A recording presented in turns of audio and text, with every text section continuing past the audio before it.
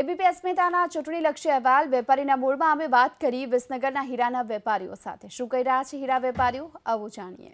ABP અસ્મિતાની ચૂંટણીલક્ષી રજૂઆત જનતાના મૂડમાં અત્યારે અમે આવી પહોંચ્યા છીએ વિસનગરના હીરા બજારમાં। કેટલાક હીરા વેપારીઓ મારી સાથે છે, એમની સાથે વાત કરીએ।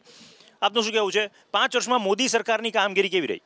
5 વર્ષમાં નરેન્દ્રભાઈએ બહુ ખૂબ સારા કામ કર્યા છે, ન ગણી શકાય એટલા કામ કર્યા છે। ઉત્તર ગુજરાતની અંદર 1700 કરોડની તો રેલવે લાઇન મંજૂર કરી છે, મેડિકલ કોલેજ પણ વિસનગરમાં આવી છે। અને ઓછામાં પૂરું અમારો વિરોધ હતો એ આયાતી ઉમેદવારનો, એ અમારો વિરોધ હતો, એ અમારો માન્ય રાખી અમારી લાગણીને વાચા આપી અમારા મોવડી મંડળ નરેન્દ્રભાઈ મોદીએ અને નીતિનભાઈએ જે સ્થાનિક ઉમેદવાર પાયાના કાર્યકરની પસંદગી કરી છે તેનાથી અમે ખૂબ લાગણી અનુભવીએ છીએ અને અમારામાં ખૂબ આનંદ છે। અને અમારા વિસનગરની દીકરી છે અને વિસનગરની અમારા જે શોકરચંદ કાકા પટેલ ખરા, વિસનગરના અમારા અગ્રણી, એમની ભાણી પણ થાય છે। એટલે અમારા વિસનગરના લોકોને જબરજસ્ત મૂડ છે કે કોઈ પણ હિસાબે અમે આ બેનને જંગી બહુમતીથી જીતાડીશું। તો હવે જે ઉમેદવારો જાહેર થયા છે એને લઈને શું કહેશો તમે? નરેન્દ્રભાઈએ જે ઉમેદવાર પસંદ કર્યા છે મહેસાણા જિલ્લામાં, એ શારદાબેન એક ઉદ્યોગપતિ છે અને સ્વભાવે સરસ અને સારી બહુમતીથી જીતે એવો એમનો પોતાનો એક આગવો ઓળખ છે અને 100% ભાજપની જીત થશે અને જંગી બહુમતી જીત થશે એવી અમને હીરા બજારવાળા દરેક સભ્યોને પૂરેપૂરી મારી લાગણી છે કે શારદાબેન જંગી બહુમતીથી જીતે। પણ વિપક્ષ જે છે રાહુલ ગાંધી મોદી સરકાર પર આરોપો બહુ મૂકે છે કે પબ્લિસિટી બહુ કરી। અમને કહે તો રહેવાનું, હવે વિરોધ પક્ષો તો આવું બોલવાના જ ભાઈ, એમાં કોઈ ગભરાવાનું નહીં। એમ કે જે સર્જિકલ સ્ટ્રાઇક કરી સેનાએ જે કામ કર્યું એનો જસ ખાટવાનો મત માટે પ્રયાસ કર્યો એવું વિપક્ષ રાહુલ ગાંધી એની સભાઓમાં કહેતા હોય છે। નરેન્દ્રભાઈ મોદીએ જે કામ કર્યું ને એ રાહુલ ગાંધી ના કરી શકે। સર્જિકલ સ્ટ્રાઇક કરી એ તો આપણા દેશ માટે ભલું જ કર્યું છે અને એ બીજાનું કામ નથી। 72,000 રૂપિયાની વાત હવે લાવ્યા છે રાહુલ ગાંધી। દર વર્ષે 72,000 રૂપિયા નાખશે, દર મહિને 6,000 રૂપિયા ગરીબના ખાતામાં નાખશે। કેવો આઈડિયા લાગે છે? એ વધારે બેકાર બનાવવાની આઈડિયા સારો એ। જે ગરીબ છે એમને વધારે ગરીબ, કારણ કે એમને કામ કરવાની શક્તિ ઓછી કરવા માટે આ એક લોભામણી એક યોજના મૂકી છે, પણ યોગ્ય નથી। વેપારી તરીકે મોદી સરકારના 5 વર્ષમાં રાજમાં તમને કેવું લાગ્યું? સરસ કામ, સારું જ છે। જીએસટી નોટબંધી વખતે એ તો જરૂર જ હતી, તકલીફ પડી છે પણ સારું છે। જીએસટી નોટબંધીમાં શું તકલીફ પડી? તકલીફમાં તો અત્યારે જો તમે હીરા બજાર બહુ બેસી ગયું છે, કોઈ કાર્ય નથી હાલ, એના માટે બહુ થોડી તકલીફ પડી છે। તેમ છતાં સમર્થન તમારું મોદી સરકાર તરફ છે, સરકાર એનું શું કારણ? કારણ કે એક આપણા અહીંના વતનીય છે, બધા એમનું કામ પણ સારું છે, બહુ સારું છે। આપનું શું કહેવું છે? રાહુલ ગાંધી જે આરોપ મૂકે છે સરકાર પર? ભાઈ રાહુલ ગાંધી તો ખોટી રીતે બધું અત્યાર સુધી 70 વર્ષમાં કંઈ કર્યું નથી આ કોંગ્રેસ સરકારે, અને હવે આવીને ક્યાંથી 72,000ની વાતો આવી છે। મારું તો એવું માનવું છે કે મોદી સિવાય કોઈને લવાય જ નહીં અને મોદી છે એ જ સારું છે। મોદી સરકાર જ્યારે 2014માં સત્તા પર આવવાની હતી ત્યારે એમ કહેતી કે 15 લાખ ખાતામાં નાખીશું, એ આવ્યા નથી। નરેન્દ્રભાઈએ 15 લાખ ખાતામાં આપવાની વાત કરી જ નથી। કોંગ્રેસના ખોટા ગપગોળા છે અને કોંગ્રેસનો કોઈ વિડીયો નરેન્દ્રભાઈનો લાવે તો એને 5 લાખ ઇનામ આપીશ કે નરેન્દ્રભાઈએ 15 લાખની જાહેરાત કરી, એવું કોઈ પ્રૂફ લાવે તો 5 લાખનું ઇનામ મારી જોડે આવીને લઈ જજો। નેતાઓ જુમલેબાજી બહુ કરે છે ચૂંટણી આવે ત્યારે અને પછી જનતાને ભૂલી જાય છે।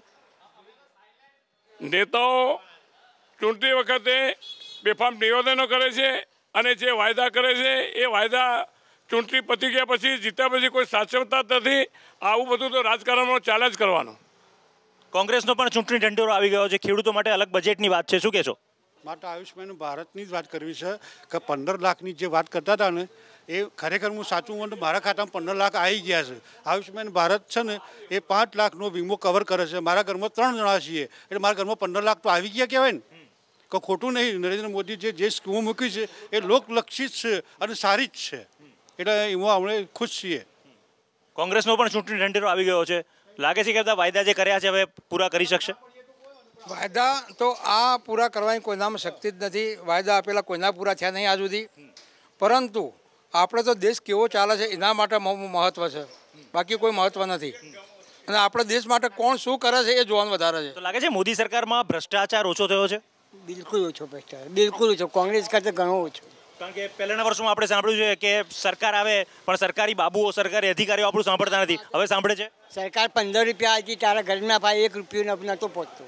અત્યારે જે પૈસા એ પૂરેપૂરા સ્થાનિકના ખાતામાં પણ પૂરેપૂરા જમા થાય છે મોદી સરકારના ખાતામાં. તમને લાગે છે મોદી સરકારના રાજમાં ભ્રષ્ટાચાર ઓછો થયો છે? હા, સાચી વાત છે. ભ્રષ્ટાચાર ઓછો થયેલો છે અને કામ સારું જ છે મોદી સરકારનું. તો મોદી સરકારમાં અધિકારીઓ પણ જે છે એ ચુસ્તીથી કામ કરે છે? આ ચુસ્તીથી સારું કામ કરે છે. પણ રાહુલ ગાંધી કહે છે કે મોદી સરકારે 5 વર્ષમાં 2 કરોડ રોજગારી ગાયબ કરી નાખી. એ ખોટું જુઠ્ઠું બોલે છે, એને બોલવાનું કોઈ ટેવ જ નહીં. એટલે જો તો ગપ્પા મારી દે, બાકી નરેન્દ્ર મોદી સાહેબ જો કોઈ માણસ જ નથી. એનો એ દેશનું સંચાલન એ જ કરી શકે, બીજો કોઈ કરી જ ના શકે. કઈ યોજના, કયું પગલું મોદી સરકારનું તમને વધારે સારું લાગ્યું? બધો પગલો અમને સારો. સ્ટ્રાઇક ગણો કે હાલ અહીંયા આજે ગરીબ ખેડૂતલક્ષી 2000 ખાતામાં આલ્યા, વીમા યોજના આલી, બધું સારું જ છે. એવા સાહેબ જેવા કોઈ મળે જ ના. ખેડૂતોને તો સાફ કરી નાખે એવો આરોપ વિરોધ પક્ષ કરે છે રાહુલ ગાંધી. રાહુલ ગાંધી સવારે શું બોલે, સોચે, બપોરે શું જમ્યો એને પોતાનો ખ્યાલ હોતો નથી. એટલે રાહુલ તો એક પપ્પુ જ છે અને પપ્પુ જ ના ચાલે. અમે એને બટાકા જોયા નહીં. બટાકાની ફેક્ટરી કે છે કે બટાકાની ફેક્ટરીનો સીધો અમને વેફર કરી જાય. એટલે પરથી બટાકા ચોકડીઓ પાકી જોયા છે. એને હું ગપ્પા ઠોક રાષ્ટ્રીય લેવલનો નેતા થઈને ગપ્પા બોલ્યો વ્યાજબી. આ 72,000 કે 25 લાય દેશ આખો વેચી મારે તો 72,000 પેલા ગરીબોને હાલ છે. ઉપલા કરોડપતિઓ લૂંટીને 72,000 હાલ છે. કેટલા હજાર ટકવાની સરકાર? એટલે આ બધા ગપ્પા ખોટું ચાલે. તો હવે શું લાગે છે આ ચૂંટણીમાં? આ ચૂંટણીમાં ભાજપ મોદી જ આવશે. શું લાગે છે આ ચૂંટણીમાં? હવે આ ચૂંટણીમાં મોદી સરકાર જ આવશે અને ભારત માટે હાલ જરૂરિયાત મોદી સરકારની જ છે. શું લાગે છે? મોદી જ આવે. આપનું શું કહેવું છે? નરેન્દ્રભાઈ સિવાય દેશનું સુકાન કોઈ સંભાળી જ ના શકે. પહેલા આખા વિશ્વમાં અત્યારે નરેન્દ્રભાઈ મોદીનું જ નામ છે અને ભારતનું નામ રોશન કર્યું હોય તો નરેન્દ્રભાઈ જ કર્યું છે. ભાજપ સિવાય ઉદ્ધાર નથી. ભાજપના નેતાઓ જ ભારતમાં કામ કરી બતાવશે. અત્યારે હાલ 70 વર્ષમાં કોંગ્રેસે કંઈ કામ કર્યું જ નથી.